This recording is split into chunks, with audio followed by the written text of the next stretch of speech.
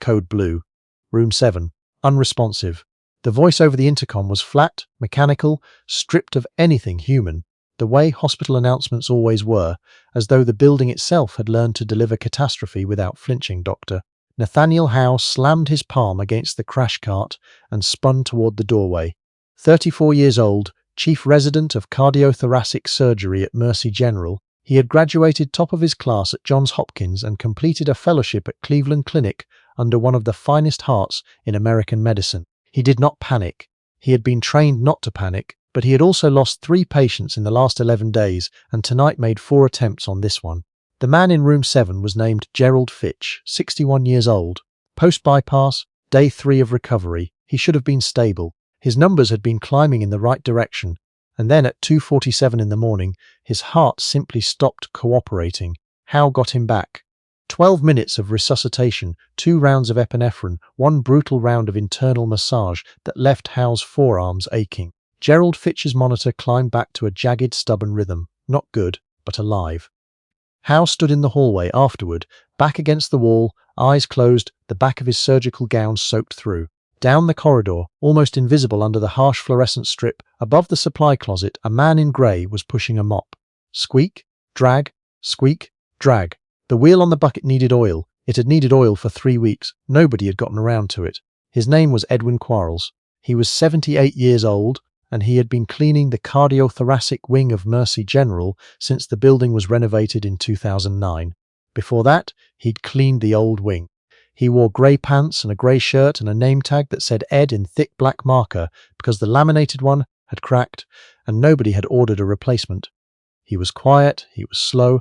He moved around the nurses the way water moves around stones, with patience and without complaint. The residents didn't see him, not the way you see a person.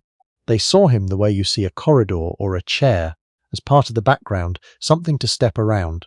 Edwin Quarles had stopped at the doorway to room 7 when the alarms had sounded. He stood there in the dark mop handle held loosely in one hand, watching through the narrow window in the door. His eyes were dark brown and very still.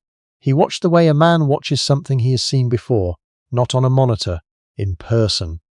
Howe walked past him without looking up. Edwin pushed the bucket forward. Squeak. Drag.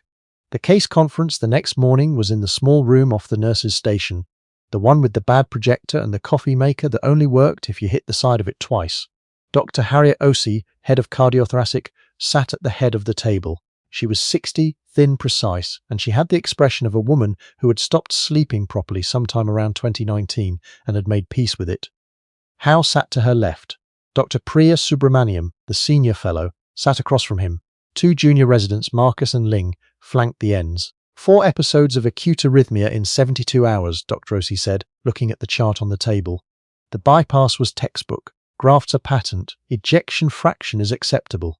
And yet his electrical system is doing something I cannot explain, and I want to hear from all of you before I decide whether to escalate or wait. Howe went first.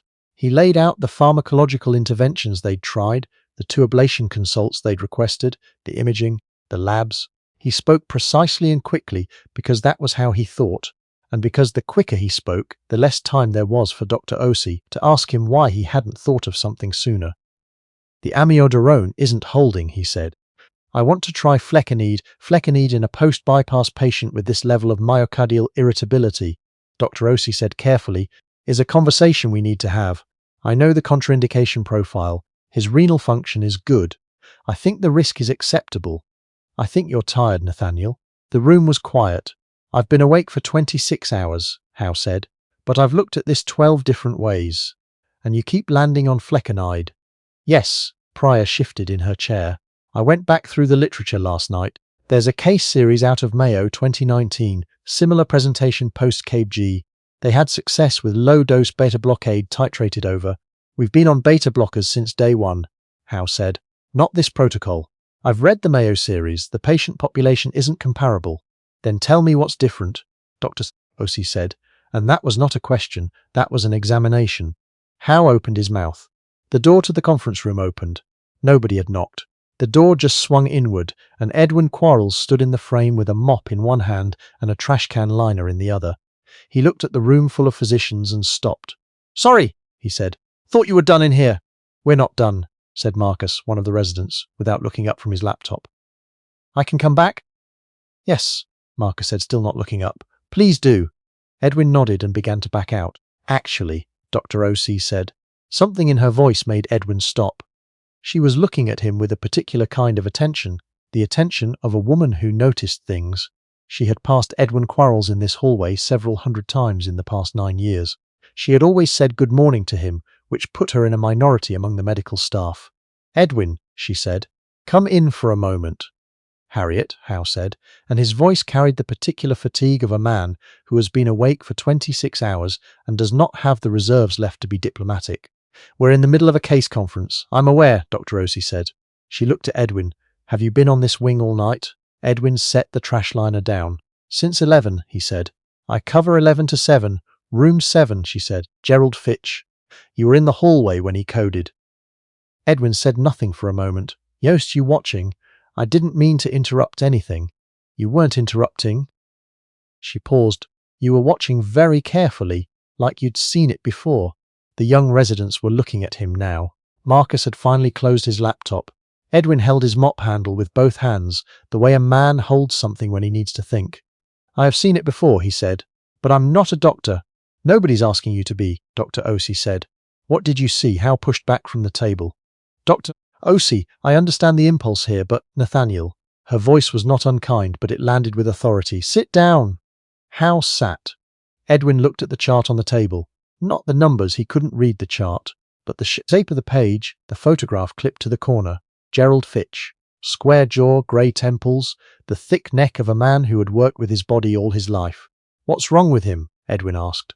His heart won't hold a rhythm, Priya said, and something in her had shifted slightly, the way a room shifts when someone opens a window. After bypass surgery. 3 days in, and he keeps arresting. Edwin nodded slowly. Is he a veteran? Priya frowned. I don't. What does that? The photograph, Edwin said. The ring on his left hand, Marine Corps, the eagle, globe and anchor. Howe leaned forward. He hadn't noticed the ring. Yes, Dr. O.C. said. 2 tours in Vietnam. Edwin was quiet for a long moment. Is he on anything for his nerves? Has been for a while, I mean. Not something you'd have prescribed, something old, something he might not have told anyone about. The room was very still. What are you suggesting? Howe asked. There was a medication, Edwin said slowly, that a lot of men from that generation were given, informal. Field medics, VA prescriptions that didn't always make it into the paperwork. Thioridazine in some cases, older phenothiazines. They weren't good for the heart. I knew men who took those things for years and didn't know what they were called. He paused. If a man has been on something like that for a long time and nobody checked, and then you put his heart through surgery, sometimes the electrical system doesn't come back right. It's not the grafts. It's the tissue memory of what he's been carrying. No one spoke. Howe looked at Dr. O.C. Dr. O.C. looked at the chart. His intake form lists anxiety medication, Priya said quietly. She was flipping through pages. Listed as a compound, no generic name, prescribed in 1987 at the VA in Louisville, renewed without review until 2003, then just, it stops. But there's no discontinuation note. He might still have the pills at home, Edwin said. Some men keep them, because they work, and they don't ask questions. Howe stood up and walked to Priya's side of the table. He looked at the form, at the compound listed in a handwriting so old it was barely legible. He pulled out his phone and looked up the compound name. His face changed. It changed the way a face changes when you realize you have been standing outside a door that was unlocked the entire time. The compound was a phenothiazine derivative. It carried a known interaction profile with post-surgical myocardial tissue. It prolonged the QT interval. In a patient with pre-existing electrical instability following bypass, the interaction could produce exactly the pattern they had been seeing for 3 days. The arrhythmia wasn't a mystery of surgical technique. It wasn't a pharmacological riddle. It was a collision between an old war and a new operation, and nobody had thought to ask about the war. How did you know? Howe asked. His voice was different now, quieter. Edwin was quiet for a moment. Then, I was a corpsman in the Mekong Delta, 1968 and 69. I watched what happened to the men around me after they came home. Some of them better, some of them not. I watched what the VA gave them, and I watched what it did. And I had a lot of years to think about it afterward. He picked up his trash liner. I should let you get back to work. Wait, Howe said. Edwin stopped. If you're right, and I think you're right, Then we need to confirm what he's been taking. And then we need to correct the electrolyte environment, adjust the rate control, and give the myocardium time to stabilize without the compound in his system. He was talking faster now, the way he talked when something clicked into place. It's not flecainide. It's not amiodarone. It's a washout protocol. Clean tissue. Give it time. That was going to be my next suggestion, Dr. Osei said, and there was something in her voice that might have been the beginning of a smile. Howe looked at Edwin. How long have you been cleaning this wing? 15 years, Edwin said. Give or take. 15 years, Howe repeated. He looked like a man recalculating something. And nobody ever asked you anything. Edwin shrugged. Nobody ever needed to. He picked up his bucket. Squeak, drag, squeak, drag. They called Gerald Fitch's wife at 7 in the morning. She confirmed it within 4 minutes of conversation. Her husband had kept a bottle of pills in the drawer of his nightstand for 35 years. He called them his quiet pills. He'd taken 2 the morning of the surgery and hadn't told anyone because he didn't think it mattered. He'd been taking them so long they were just part of his body, like his knees and his lower back. The washout protocol took 18 hours. Gerald Fitch's heart settled into sinus rhythm at 11:17 the following morning and stayed there. He was discharged 6 days later. When he walked out of Mercy General, he had a follow-up appointment and a letter from Dr. Osei recommending a full pharmacological review at the VA. He did not know about the conversation in the small conference room. Nobody had thought to tell him, and Edwin Quarles had not brought it up. 3 weeks after Gerald Fitch went home, Dr. Nathaniel Howe was walking the night corridor at the end of a long shift when he heard it. Squeak, drag. He stopped. Edwin Quarles was at the far end of the hall, methodically working his way toward the elevator bank.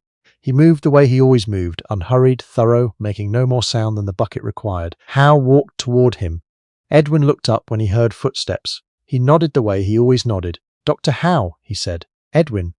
Howe stopped a few feet away. He had been thinking about what to say for 3 weeks and had not found the right words, which was unusual, because words were generally something he handled well. I want to ask you something. All right. The morning after Fitch stabilized, I pulled his VA records, the full file. He paused. There was a note in the record from 1987 from the prescribing physician. He'd flagged the compound as potentially contraindicated in patients with pre-existing cardiac history. He'd written it in the margins, in pen. It never made it into the system. He looked at Edwin. Someone with medical training would have missed it, because they would have gone straight to the typed intake form. Edwin said nothing. But you told us to ask about it before we'd seen any record at all. I told you what I've seen, Edwin said. You told us exactly what we needed. You knew where to look. Howe paused. I went looking for your service record, Edwin. Something shifted in Edwin Quarles' face. Not surprise. Resignation, maybe. The expression of a man who has been found out after a long time and is deciding how he feels about it. Hospital Corpsman 2nd Class, Howe said. Delta Company, 3rd Battalion, 1st Marines. You served 22 months in country. You were awarded the Navy Commendation Medal with Combat V. You treated 43 casualties during the Battle of Hugh City. 43. With a medical kit in a collapsed building under active fire for 11 hours. Edwin looked at his mop. After the service, Howe continued, you enrolled at the University of Louisville on the GI Bill. Pre-medicine. You completed 2 years before, the record notes family circumstances, and you left. He stopped. You didn't go back. No, Edwin said. You've been in hospitals ever since, just not on the other side of the stethoscope. Edwin was quiet for a long moment. The elevator bank hummed at the far end of the hall. A monitor beeped softly behind a closed door. I learned what I learned, Edwin said finally. It doesn't go away because you didn't get the degree. I know what I know. I've been watching doctors in this hospital for 15 years, and I learn something every time. That's not humble, I suppose.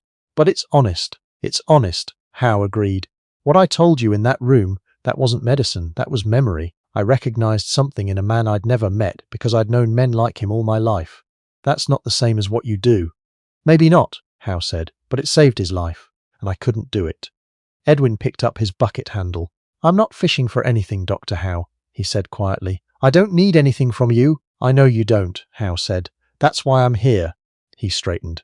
He was not a man who was comfortable with ceremony, and what he did next cost him something. Not pride exactly, but the particular resistance that accumulates in people who have been told for a long time that authority belongs to credentials. He extended his hand. Edwin Quarles looked at it for a moment. Then he set down the bucket and shook it. "Thank you," Howe said, "for what you knew and for saying it." Edwin nodded. He picked up the bucket again. "Fitch doing all right?" he asked. "He's home," Howe said. "His wife called last week. He's gardening." "Good," Edwin said.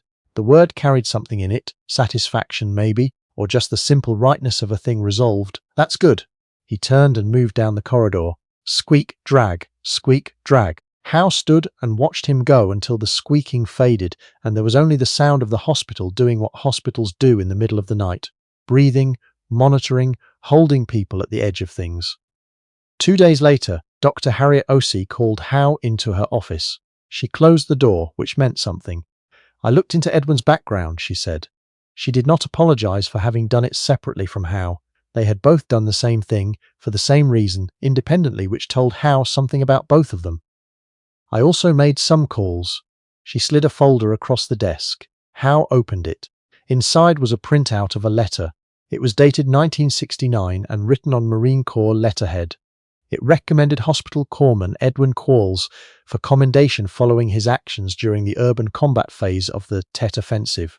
The letter was signed by a lieutenant colonel whose name Howe didn't recognize. At the bottom, in a different hand, someone had written, "This man should have been a doctor. He was accepted to the University of Louisville pre-med program with a scholarship," Dr. Osei said.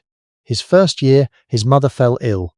He took a second job to cover her medical bills. His grades dropped. He lost the scholarship. He reapplied the following year and was waitlisted. He never got off it."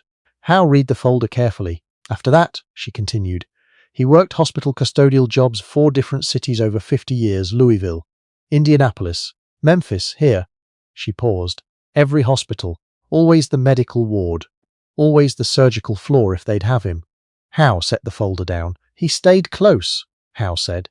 "He stayed close," she agreed. Outside the window, the morning light was coming over the parking structure. Somewhere down the hall, a breakfast cart was rattling. "I want to do something for him," Howe said. "I expected you would," she said. "I already thought about it." She folded her hands on the desk. "The hospital has a formal recognition program for non-clinical staff. It's quiet, no ceremony unless the person wants one, and it comes with a plaque and a note in the personnel file and a stipend. It is not enough, it is something." "I'll write the nomination," Howe said immediately. "We'll both write it," she said, "and I will request that the hospital administration conduct a formal review of intake practices for VA patients with pre-1990 pharmaceutical histories." Because Edwin was right about one thing that wasn't just about Gerald Fitch. It's about every patient from that generation who walks in here with a history nobody checked. Howe nodded. Something in his chest shifted, the particular sensation of a man who has learned something that will change how he works for the rest of his working life. "I've been doing this for 34 years, she said. "I have colleagues with twice my experience. I have fellows who are smarter than I was at their age. And none of us, thought to ask about the war." She picked up her pen. "That man has been walking this corridor for 15 years. He has seen 10,000 patients come and go. He has watched us succeed and watched us fail, and said nothing because nobody asked him. And the one time someone asked him, he told us something we should have known and didn't." She looked at Howe directly. "That is a failure of pride, Nathaniel, not stupidity. Pride. The kind that makes us think the knowledge that matters lives only where we put it." The plaque was small and went up on the wall near the supply closet on the cardiothoracic wing. It read, "In recognition of Edwin James Quarles, whose knowledge, care and quiet service have contributed to the healing of this hospital for 15 years. When they unveiled it, there were 7 people in the corridor. Howe, Dr. Osei, Priya Subramaniam, the 2 junior residents, the floor manager, and Edwin himself, who stood with his hands in his pockets and looked at it for a long moment without speaking. "I don't know what to do with that," he said finally. "You don't have to do anything with it," Dr. Osei told him. "Just let it be there." Edwin nodded. He looked at the plaque one more time, then he reached for his bucket. "There's a spill on 4, he said. "Somebody's IV line came loose." He moved down the corridor, squeak, drag, squeak, drag. Howe watched him go.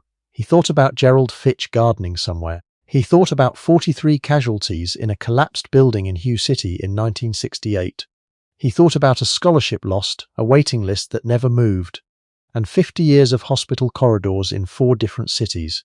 He thought about the things we carry that never appear in any record, and the people who see those things, and the long patience it takes to keep seeing them when nobody has ever thought to look back. The elevator opened. Edwin rolled his bucket inside. The doors closed.